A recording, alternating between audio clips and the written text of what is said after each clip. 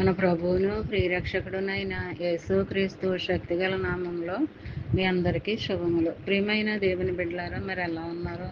గతించిన దినమంతా కూడా ఆయన రెక్కల నీడలో నిన్ను నన్ను మనందరినీ కాపాడి మరొక నూతనమైన దినంలో మనం ప్రవేశపెట్టిన విధానాన్ని బట్టి మరొకసారి ఆయనకి వందనాలు చెల్లించుకుంటున్నామండి. మరి ఈ దినము దేవుడు మనకిస్తున్న వాగ్దానము కీర్తనల గ్రంథము 23వ అధ్యాయము 4వ వచనం. గాఢాంధకారపు లోయలో నేను సంచరించినను ఏ అపాయమునకు భయపడను. నీవు నాకు తోడైందువు, నీ దుడ్డుకరయు నీ దండమును నన్ను ఆదరించును. ప్రియమైన దేవుని బిడ్డలారా, మరి ఎలా ఉన్నారో?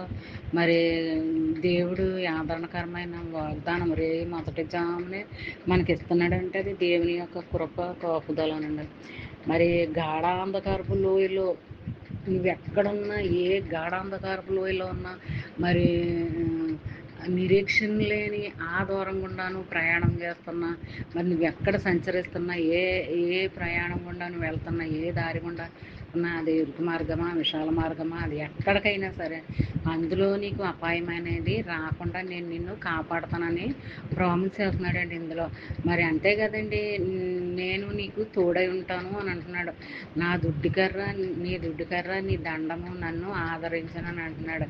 మరి ఆయన మరి ఆయన దగ్గర ఉన్న ఆ దుడ్డుకర్ర అంటే ప్రార్థన, అది ఆ భక్తి విశ్వాసము, భక్తి శ్రద్ధలు అన్నీ కూడా నీకు కలిగి ఉంటే మరి అవి నీ వెంటే వస్తాయి, నిన్ను కాపాడుతూ ఉంటాయి అన్నమాట అండి. మరి ఈ దినమంతా చిన్న వాగ్దానం మైండ్లో పెట్టుకుని ధ్యానించుకుంటూ ఉండాలండి. నువ్వు ఎక్కడికి వెళ్ళినా సరే మరి ఆయన కాపుదల నీ వెంటే వస్తుంది అన్నమాట అండి.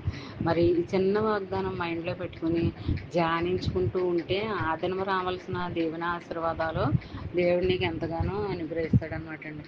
ఈ చిన్న వాగ్దానం మైండ్లో పెట్టుకుని ధ్యానించుకుంటూ ఉండాలండి.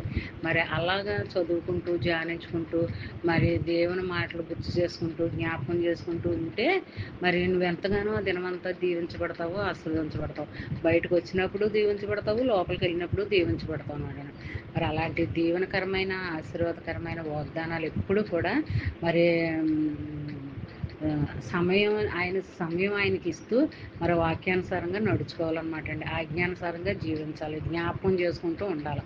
మరి ఈ చిన్న వాగ్దానం నీ ఫ్రెండ్ సర్కిల్లో పంపండి. పంపడం వల్ల మీరు దీవించబడతారు, వారు ఆశీర్వదింపబడతారు.